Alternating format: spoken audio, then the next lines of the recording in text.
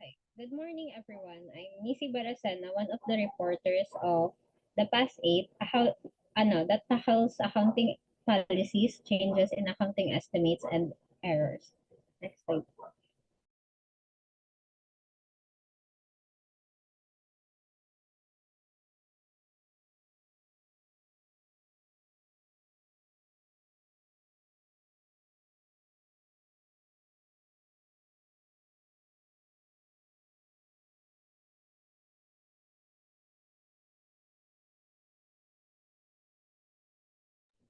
Learning objectives.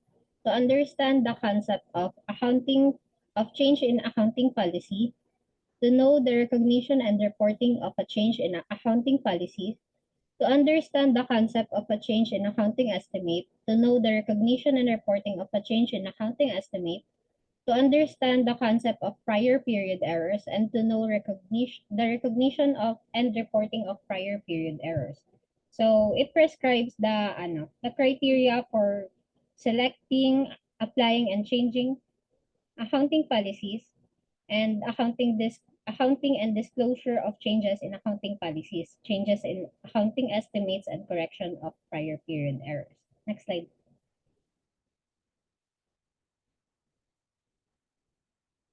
Accounting policies. Accounting policies are the specific principles, bases, conventions, rules, and practices applied by an entity in preparing and presenting financial statements. So, specifically, yung accounting policies, ito yung basis natin. Dito natin kinukuha yung mga dito natin kinukuha kung paano yung ipe-present or paano natin uh, i ipe-present yung isang financial statements. Accounting policies are relevant PFRS adopted by an entity in preparing and presenting financial statements. Kasi di ba dito sa Philippines, yung pinaka-pinagkukuhanan nating accounting policy is yung PAS and PFRS. Sila yung primary na pinagkukuhanan natin ng accounting policies. Kasi sabi nga dito sa slide na to, ito yung basis natin kung paano natin pine-prepare and pine-present yung financial statement. Yan. Next slide po.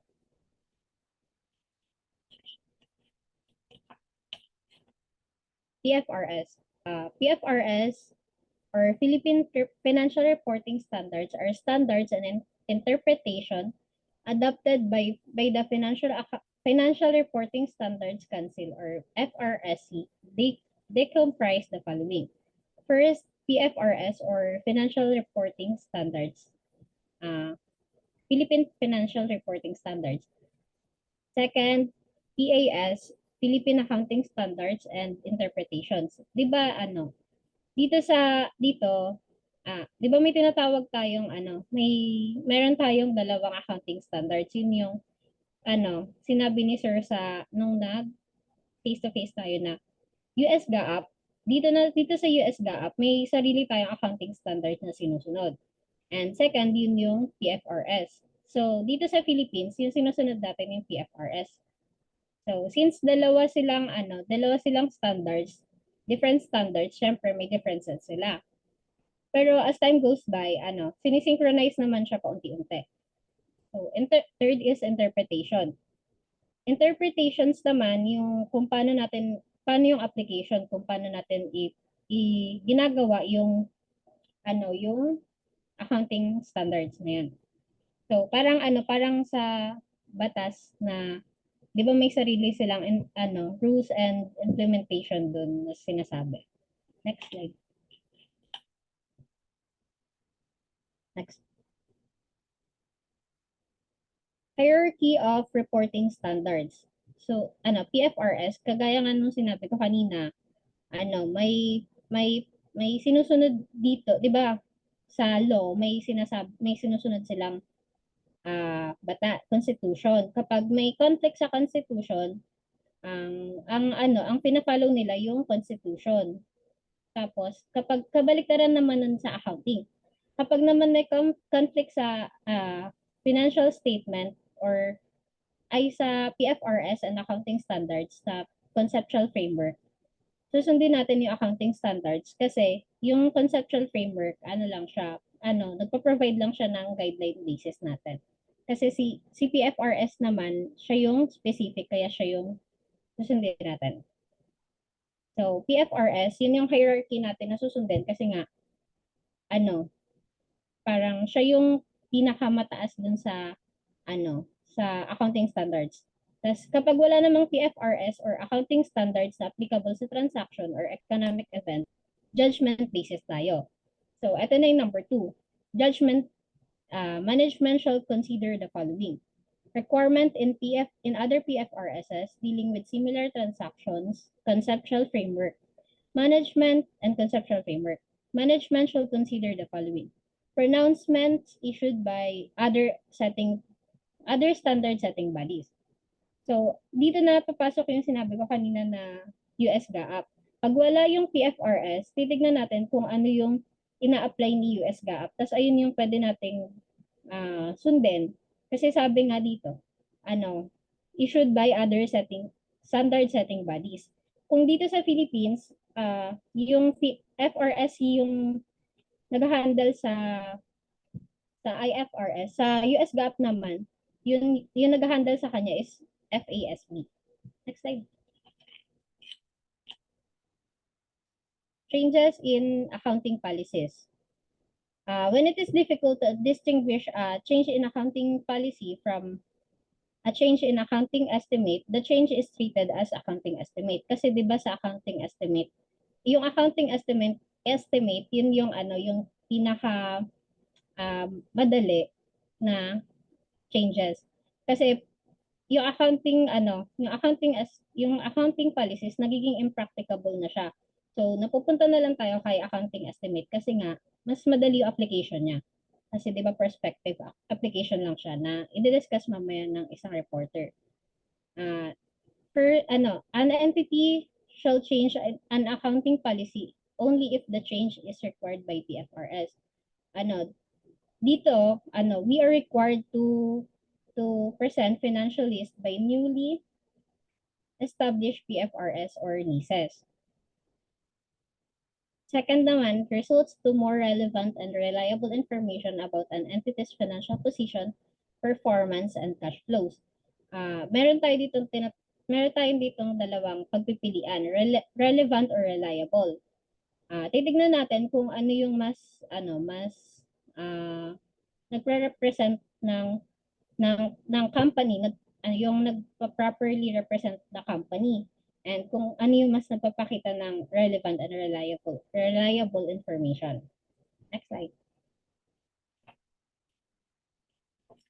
Next. Examples of changes in accounting policies. Change from FIFO to cost formula for inventories to the average cost formula. Second, change in the method of recognizing revenue from long-term construction contracts. Change to a new policy resulting from the requirement of a new PFRS. Change in financial reporting framework such as PFRS or for SMEs to full PFRS. Fifth is initial adoption of the revaluation model for property, plant, and equipment and intangible assets. Change from cost model to fair value of measuring investment property, and change in business model for classifying financial assets resulting to reclassification between financial asset categories. Di ba may tinatawag tayong consistency application.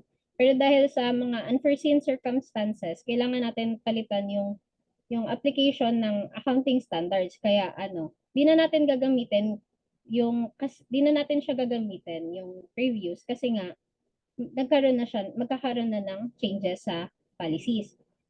Bago natin i-apply yung changes, syempre kailangan muna natin alamin yung mga standards.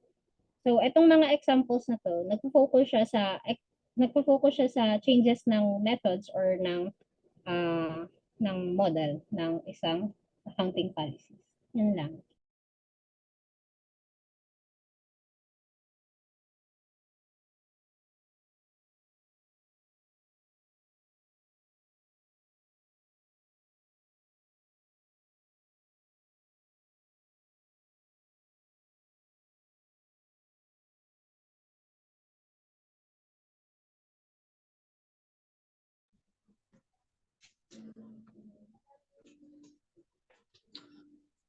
Hello, I am Lawrence Joshua Santiago, and I will be discussing the next few slides about the PAS8. How to report a change in accounting policy. A change in accounting policy required by a standard or an interpretation shall be applied in accordance with the transitional provisions therein. If the standard or interpretation contains no transitional provisions, or if an accounting policy is changed voluntarily, the change shall be applied retrospectively or retroactively. So ang sinasabi lang dito is if a new accounting policy daw is required by a new standard or interpretation, the change is accounted for by the new pronouncement. However, if the standards or interpretation did not set a specific transitional provisions, the accounting policy is applied retroactively. So ano ba yung transitional provisions? Ang transitional provisions, ito yung mga dapat natin sundin before we adopt sa new accounting policy. Ito yung mga provisions or guide na kailangan natin gawin, and ito yung nasa transition phase pa lang tayo from the old accounting policy to the new accounting policy. Next slide po.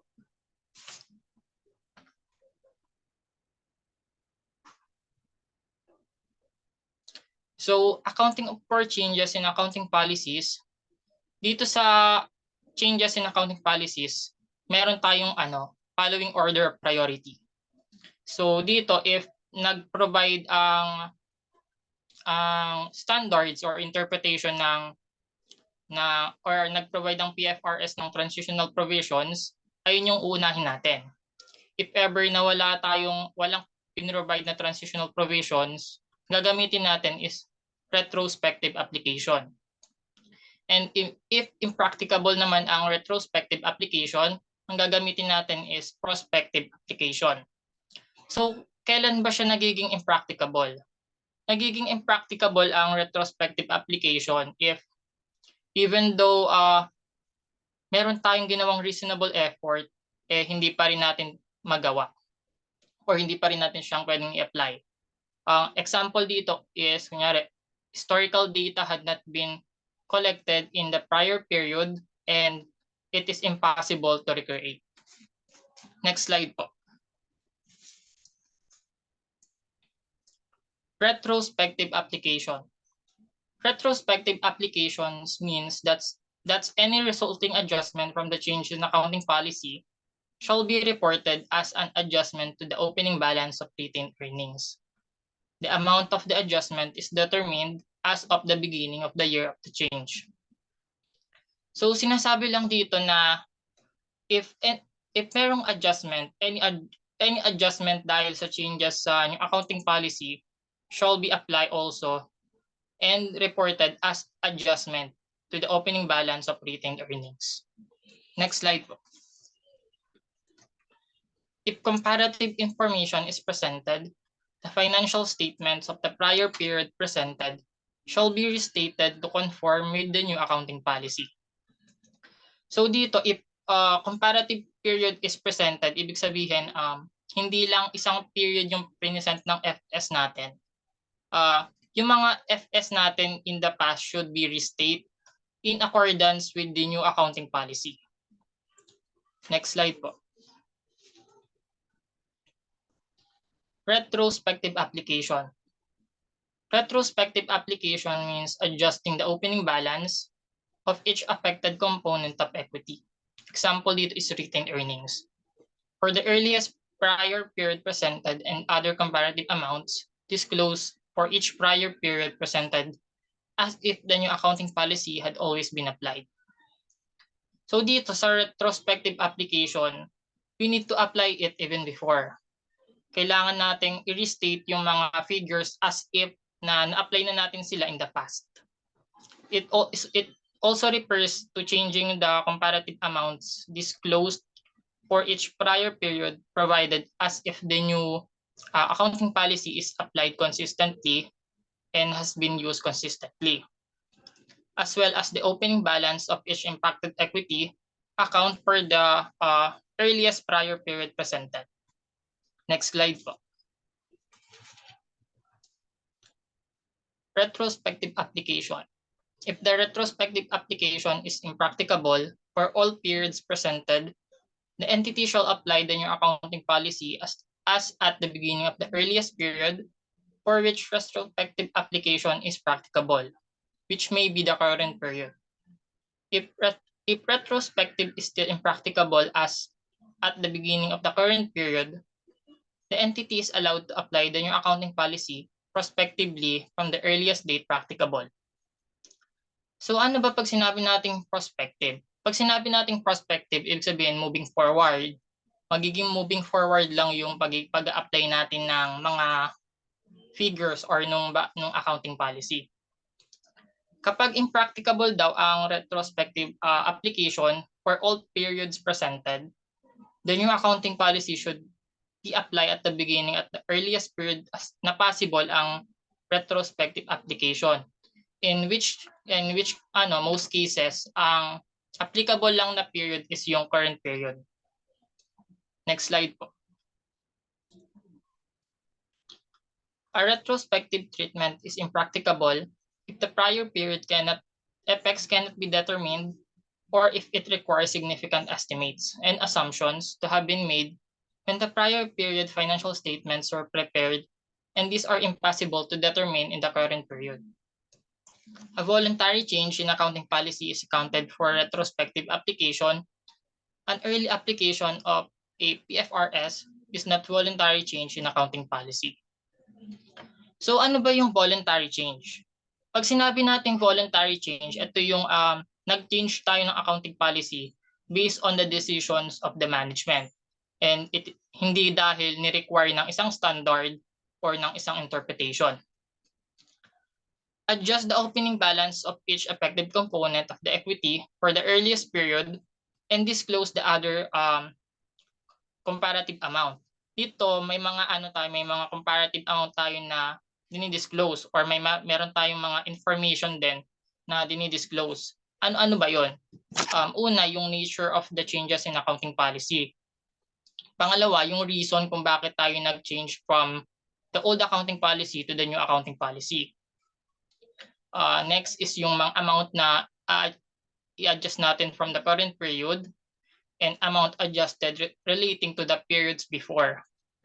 And if impracticable ang retrospective application, dinidisclose din natin yung circumstance, how and when the change has been applied. Next slide po. Dito sa illustration, an entity has used the FIFO method of inventory valuation since it began operations 2021. The entity decided to change to the weighted average method for determining inventory costs at the beginning of 2022. Next slide po.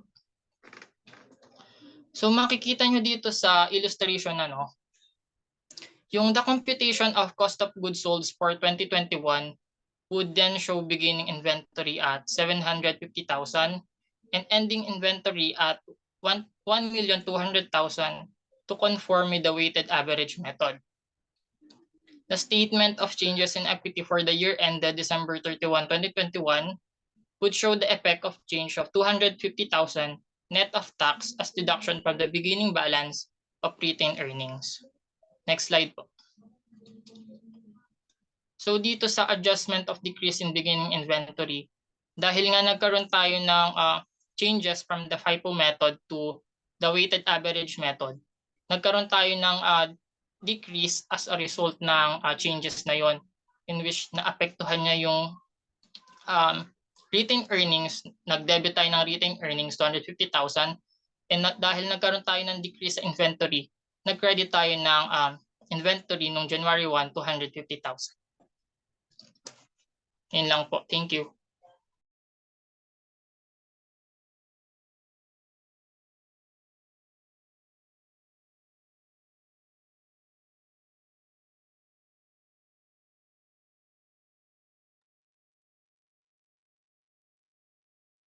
Hi, I'm Kazemi Gonzalez, and I'll be reporting about the changes in accounting estimates. So first, what do we estimate? Many items in the financial statements cannot be measured with precision, but only through estimation because of uncertainties inherent in the business activities. So it is because several business activities that cannot be measured with precision, such as, uh, for example, yung depreciation, there's no accurate useful life for a car, for example. Hence, there is a need for estimation. Meron mang ano, yung mga average lifespan of a car, but depende pa rin yung lifespan ng sasakyan dun sa gamit at paano gamitin na. The use of reasonable estimates, therefore, is necessary in the order to provide relevant information. So, reasonable estimate means that from the word itself, hindi lang basta-bastang estimate, kundi dapat reasonable. Uh, in depreciation of a car, for example, how will you reasonably estimate the usefulness of or useful life of a car? The average useful life of a vehicle nowadays is from 10 years to 12 years, or about 200,000 millage. To reasonably estimate its useful life, you need to assess how will an entity use it and how often they will use it. Estimates are essential part of financial reporting and do not undermine the reliability of, of financial report. Financial reporting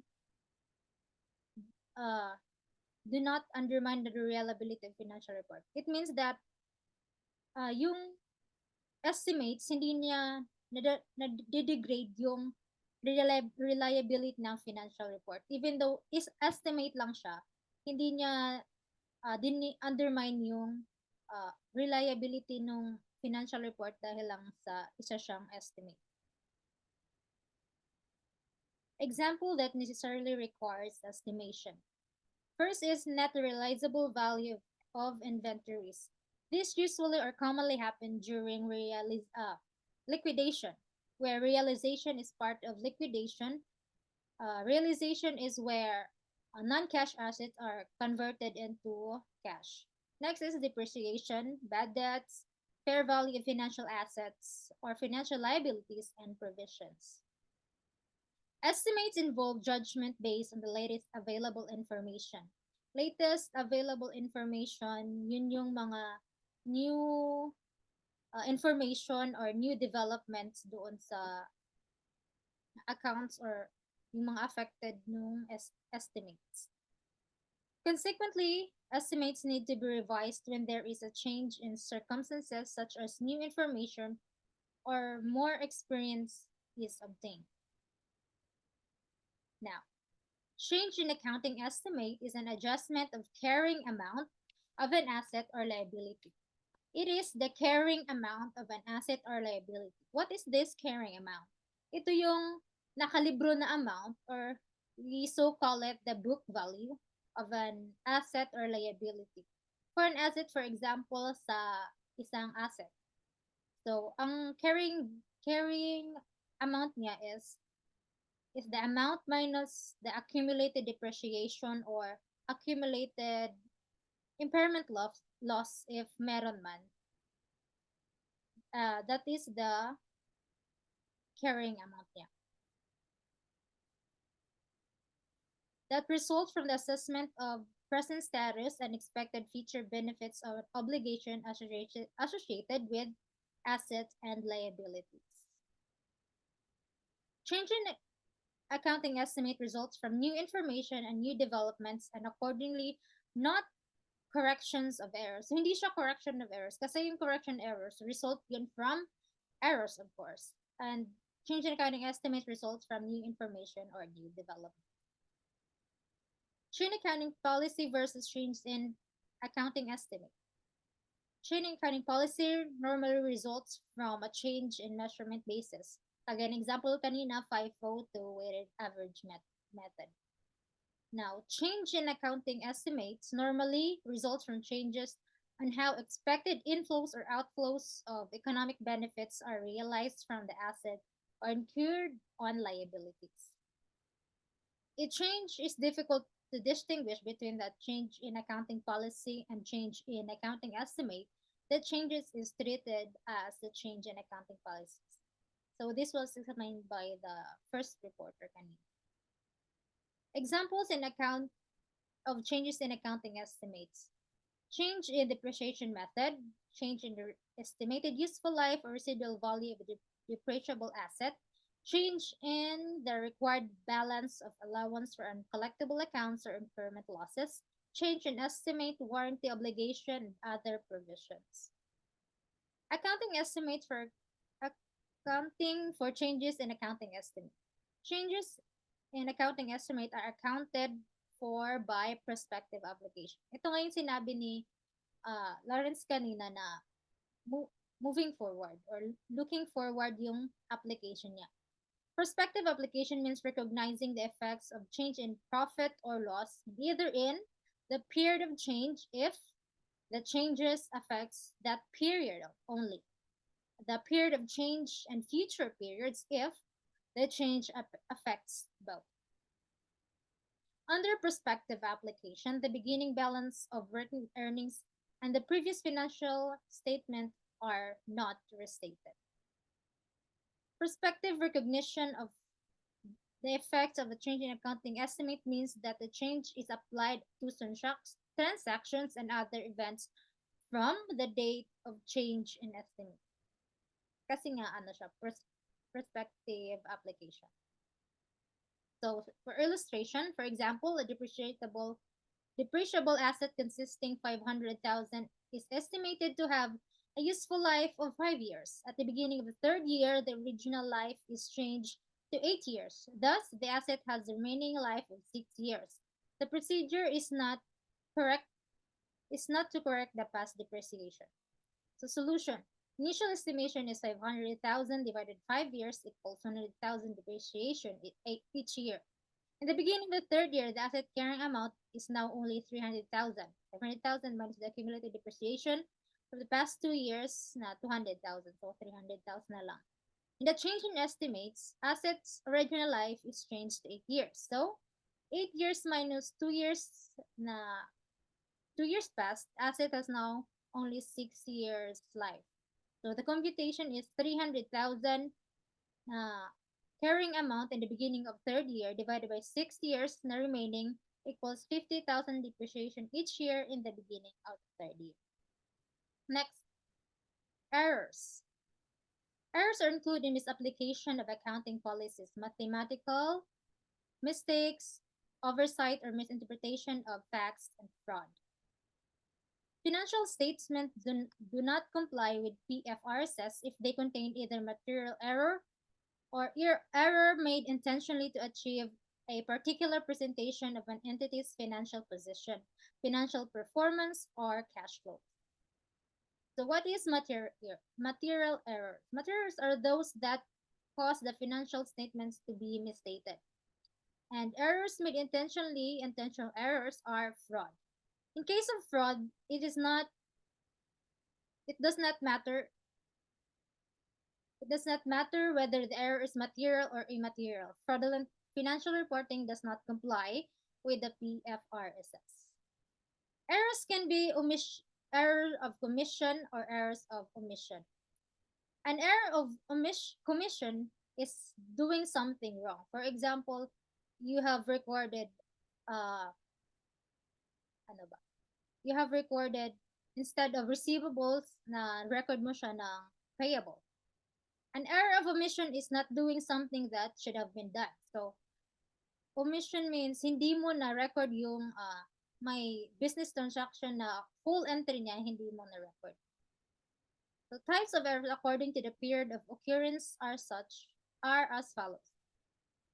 Current period errors are errors in the current period that are discovered either during the current period or after the current period, but before the financial statements were authorized for issue. These are corrected by simply correcting entries. So, correcting entries lang yung correction niya.